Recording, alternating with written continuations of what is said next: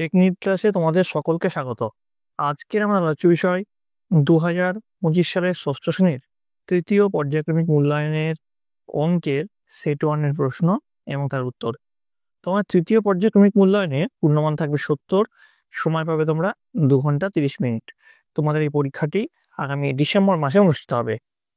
তোমাদের এর আগে তৃতীয় পর্যায়ক্রমিক মূল্যায়ন অর্থাৎ ফাইনাল পরীক্ষার বাংলা, ইতিহাস, ভূগোল এবং বিজ্ঞানের প্রশ্ন এবং তার উত্তর করিয়েছি। তোমরা যারা যারা দেখোনি তাদের জন্য লিঙ্ক ডেসক্রিপশন বক্সে আছে, তোমরা সেখানে দেখে নিতে পারো। তোমাদের এই প্রশ্নোত্তর পর্ব শুরু করার আগে বলে রাখি, তোমরা যারা চ্যানেল নতুন আছো তারা অবশ্যই চ্যানেলটিকে সাবস্ক্রাইব করে দিও এবং পাশে থাকা বেল আইকনটি প্রেস করে দিও। তাহলে আমরা চলে আসছি প্রশ্নোত্তর পর্বে। তোমাদের যে ফাইনাল পরীক্ষা আছে তাতে তোমাদের অতি সংক্ষিপ্ত প্রশ্ন, যেটার মান থাকবে 1, সেখানে পাটিগণিত থেকে 4টে থাকছে, বীজগণিত থেকে থাকছে 1টা, জ্যামিতি থেকে থাকছে 1টা। সংক্ষিপ্ত প্রশ্ন যার মান থাকবে 2 করে, 7 × 14, এখানে পাটিগণিত থেকে 4টে পাবে, বীজগণিত থেকে 1টা প্রশ্ন এবং জ্যামিতি থেকে 2টো প্রশ্ন পাবে। তারপরে তোমাদের পাটিগণিতের 5টা প্রশ্ন, প্রতিটি প্রশ্নের মান থাকবে 4 করে। এখানে বর্গমূল, শতকরা, লসাগু, গসাগু, পরিসীমা, ক্ষেত্রফল, সময়ের পরিমাপ, অনুপাত ও সমানুপাত, মেট্রিক পদ্ধতি, ভগ্নাংশের গুণভাগ, যে কোনো 7টির মধ্যে 5টা করতে দেওয়া হবে এখানে। তারপরে দেখো বীজগণিত থেকে যে 3টে প্রশ্ন থাকছে, প্রতিটি প্রশ্নের মান থাকবে 3 করে। এখানে যে কোনো 5টির মধ্যে তোমাদেরকে 3টে করতে হবে। তারপরে দেখো জ্যামিতি থেকে 2টি করে প্রশ্ন আসবে। তো প্রথমে প্রত্যেকটি প্রশ্নের মান 2, প্রতিসাম্য, পরিপ্রেক্ষিত ও অন্যান্য 3টির মধ্যে 2 করতে হবে। তারপরে 2টি এর মান থাকবে 3টি, সম্পাদ্য থাকবে 3টির মধ্যে 2টি করতে হবে। তারপরে 2টি হচ্ছে মান থাকবে 3টির মধ্যে 2টি। তারপরে রাশিবিজ্ঞান থেকে একটা 3 নম্বর প্রশ্ন, একটা 4 নম্বর প্রশ্ন। যেটা 3 নম্বর প্রশ্ন সেটা হচ্ছে তথ্য সাজানো, আর যেটা 4 নম্বর প্রশ্ন সেটা হচ্ছে স্তম্ভচিত্র। 2টির মধ্যে 1টি করতে হবে।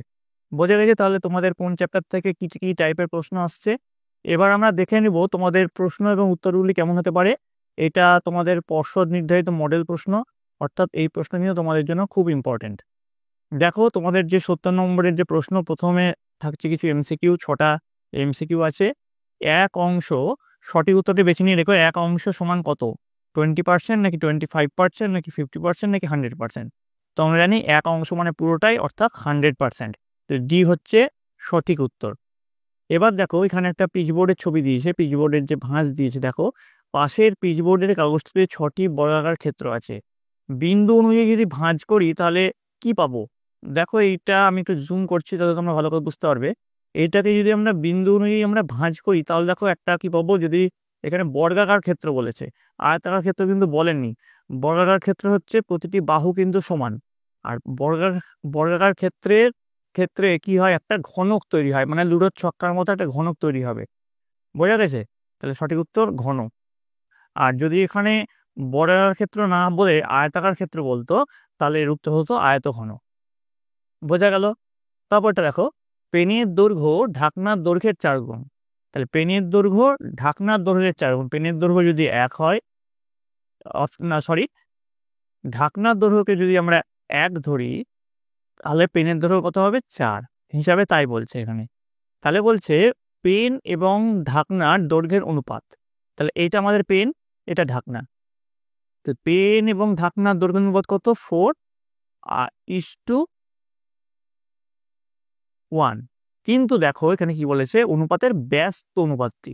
এটা যদি অনুপাত হয় এর ব্যস্ত কি হবে? এর ব্যস্ত হচ্ছে উল্টো, 1:4। সঠিক উত্তর হচ্ছে 1:4। বোঝা গেছে?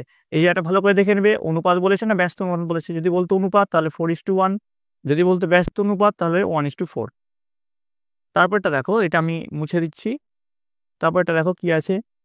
4 নম্বর, 1895 সাল থেকে 1915 সাল পর্যন্ত লিপিয়ারের সংখ্যা কটা? তো উত্তর হচ্ছে 5। কি করে হচ্ছে দেখো, 1895 থেকে যদি তারপরের বছর 1896, এটা হচ্ছে লিপিয়ার।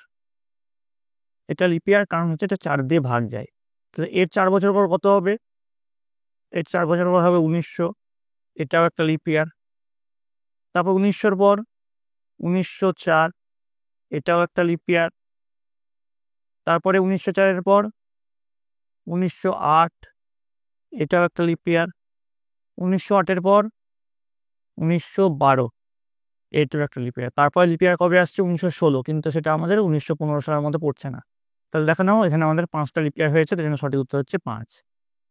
বলেছে শুদ্ধ আবৃত্ত দশমিক সংখ্যা কোনটি? তো দেখো এর মধ্যে শুদ্ধ আবৃত্ত এটা 0.3 পৌনঃপুনিক যেটা, সেটা হচ্ছে শুদ্ধ আবৃত্ত। কেন? দশমিকের পরের যে সংখ্যা সেখান থেকেই যদি আমাদের পৌনঃপুনিক শুরু হয়ে যায় তাহলে কিন্তু সেটাকে আমরা শুদ্ধ আবৃত্ত দশমিক সংখ্যা বলবো। বোঝা গেছে? এবার বলেছে এক্স কে 2 দিয়ে গুণ করে গুণফলটি 3 থেকে বিয়োগ করলে, এক্স কে 2 দিয়ে গুণ করলে হয় 2x। তারপরে বলেছে গুণফলটিকে 3 থেকে বিয়োগ করব, 3 থেকে এটাকে বিয়োগ করবো, 3 - 2x। তো সঠিক উত্তর হচ্ছে 3 - 2x। আশা করি তোমরা বুঝতে পেরেছ এটা সঠিক উত্তর কি হবে। তারপরে দেখো সংক্ষেপে উত্তর দাও, প্রতিটি প্রশ্নের মান আছে এখানে 2 করে। 2 গসাগু বিশিষ্ট 3টি 2 অঙ্কের সংখ্যা লেখো। তো 2 গসাগু বিশিষ্ট 3টি 2 অঙ্কের সংখ্যা দেখো কি লিখবো। তাহলে 2 গুণ 11, 2 গুণ 13, 2 গুণ 15। আচ্ছা, তাহলে এতে কত হয়? 2 গুণ 11 করলে কত হয়? 22। 13 দুগুণ 26, 15 দুগুণ 30। কেন আমি 11, 13 আর 15 নিলাম? দেখো 11, 13 এবং 15 এই 3টের গসাগু কিন্তু 1। এবার আমাকে চেয়েছে 2 গসাগু বিশিষ্ট। তাহলে যদি 2 দিয়ে গুণ করে দিই তাহলে এর গসাগু 2 হয়ে যাবে। তাহলে 11, 13, 15 3টে বলেছে, তাহলে সংখ্যা হচ্ছে আমাদের কি হলো? এখানে হলো 22, 26 আর 30। 3টে 2 অঙ্কের সংখ্যা পেয়ে গেলাম 22, 26 এবং 30। এর গসাগু কিন্তু তোমরা পেয়ে যাবে 2। এবার পরের প্রশ্ন এটা বলেছে 2 অঙ্কের একটি বিজোড় সংখ্যা লিখে তার সবচেয়ে নিকটবর্তী একটি পূর্ণ সংখ্যা লেখো। 2 অঙ্কের একটি বিজোড় সংখ্যা বলেছে, জোড় বলেনি, বিজোড় বলেছে। তো 11 ধরে নিচ্ছি। 11 একটি বিজোড় সংখ্যা, তার নিকটবর্তী একটি পূর্ণ সংখ্যা। নিকটবর্তী যে কোনো পূর্ণ সংখ্যা হতে পারে। পূর্ণ সংখ্যা তোমরা 10 লিখতে পারো বা 12 লিখতে পারো। 11 নিকটবর্তী পূর্ণ সংখ্যা 10 হতে পারে বা 12 হতে পারে। এবার যদি তোমাদের বলতো এটা পূর্ণ বর্গ সংখ্যা লেখো, তাহলে 11 নিকটবর্তী পূর্ণ বর্গ সংখ্যা কি হবে? 11 নিকটবর্তী পূর্ণ বর্গ সংখ্যা হচ্ছে 9। ঠিক আছে, বোঝা গেল? এবার দেখো পরেরটা বলেছে এল এক্স এক্স ভি ও L X X I V এর মধ্যে কোনটা বৃহত্তর লেখো। তো এল মানে আমরা জানি 50, এস মানে এক্স মানে আমরা জানি 10, তারপরে আবার এক্স আছে 10, তারপরে ভি আছে, ভি মানে আমরা জানি 5। তাই তো? তাহলে এখানে কি হলো? এটার মান তাহলে কত হচ্ছে? 75। এটার মান হচ্ছে 75। তাহলে এটার মান যদি 75 হয় এটার মান হবে 74। তাহলে কোনটি বৃহত্তর আমরা বুঝতে পারছি এটা বৃহত্তর। তাহলে এল এর মান 50, সেটা কিন্তু আমাদের সকলকে মনে রাখতে হবে। এবার দেখো চলে আসছি আমরা 4 নম্বরের প্রশ্ন। 6550947 সংখ্যাটির 6-এর স্থানীয় মান, 6-এর স্থানীয় মান ঠিক রেখে অন্য অঙ্কগুলি পুনরায় সাজিয়ে 7 অঙ্কের ক্ষুদ্রতম সংখ্যাটি লেখো। তো 6-এর স্থানীয় মান ঠিক মানে 6টাকে আমরা স্থির রাখবো। 6টাকে স্থির রেখে বাকিগুলো আমরা এলোমেলো করব। বলেছে ক্ষুদ্রতম সংখ্যা মানে ছোট থেকে বড়। দেখো 6টাকে যদি আমরা স্থির রাখি তাহলে ছোট থেকে বড় হিসেবে সাজালে হয়। তারপরে হচ্ছে 0, তারপরে আছে 4, তারপরে আছে 5, তারপরে আবার 5 আছে, তারপরে কত আছে 7, তারপরে আছে 9। তাহলে এটা হচ্ছে ক্ষুদ্রতম সংখ্যা। যদি বলতো বৃহত্তর সংখ্যা তাহলে 6টাকে স্থির রেখে 9, 7, 5, 5, 4, 0। বোঝা গেল? তারপরে দেখো কি বলেছে 5 নম্বরটা, 15 এর ছোট একটি পূর্ণ সংখ্যা লেখো। 15 ছোট পূর্ণ সংখ্যা লিখতে বলেছে। ছোট একটি পূর্ণ সংখ্যা যে কোনো হতে পারে, নিকটবর্তী তো বলেনি। 14 থেকে তোমরা শুরু করে দেবে, 14, 13, 12, এমনকি -1, -2 এগুলোও কিন্তু পূর্ণ সংখ্যা বলে হবে। এখানে কোনো ঋণাত্মক বা ধনাত্মক যেহেতু কিছু বলেনি তাই জন্য তোমরা মাইনাসগুলোও লিখতে পারো। এবং এখানে বলেছে ছোট, বলেছে যে কোনো একটি ছোট লিখলেই হবে। তাহলে বোঝা গেল? এবার দেখো চলে আসছি পরের প্রশ্ন। 4টি 30 ডিগ্রি, 60 ডিগ্রি এবং 90 ডিগ্রি সেট স্কোয়ার সাহায্যে যে বিশেষ ধরনের চতুর্ভুজ করতে হবে তার নাম লেখো। এবার দেখো চলে আসছি 3-এর দাগের প্রশ্ন। যে কোনো 5টি প্রশ্নের উত্তর দাও। এখানে 4 গুণ 5, 30। এখানে ভুল আছে, 4 গুণ 5 এখানে 20 হবে, নাম্বারিংটা ভুল আছে। একটি সারিতে যতগুলি চারা গাছ রোপণ করা হলো ঠিক ততগুলি সারিতে মোট 324 চারা গাছ আছে। প্রতি সারিতে যতগুলি চারা গাছ আছে হিসাব করে লিখি। 324-এর বর্গমূল করলেই কিন্তু এর উত্তরটা আমরা পেয়ে যাব। এবার দেখো 2 দাগের প্রশ্ন কি আছে। রোহিত ছুটিতে মুম্বাই বেড়াতে গিয়ে জানলো সেখানে উত্তর ভারতীয় খাবারের দোকান ও দক্ষিণ ভারতীয় খাবারের দোকানের সংখ্যানুপাত 5:4। যদি দুই ধরনের মোট দোকানের সংখ্যা 117 হয় তাহলে প্রত্যেক ধরনের খাবারের দোকানের সংখ্যা কত আছে হিসাব করি। এটা তোমরা আনুপাতিক ভাগার করে দেবে। মানে যদি 117, আমি তো দেখে দিচ্ছি উদাহরণ হিসাবে, গুণ আনুপাতিক ভাগার আমরা করতে জানি। 5 আর 4-এ 5 যোগ 4 কত হয়, নিচে হবে 5 যোগ 4 মানে 9। আর 5 বলেছে কোনটা, 5 বলেছে উত্তর ভারতীয় খাবার, তাহলে 5/5 যোগ 4, তাহলে এটা হবে উত্তর ভারতীয়। আর দক্ষিণ ভারতীয় করতে গেলে 4/9, 117 গুণ 4/9, এটা করলে আমরা দক্ষিণ ভারতীয় পেয়ে যাবো। আনুপাতিক ভাগার করলে কিন্তু সহজেই আমরা এর উত্তরটা পেয়ে যাব।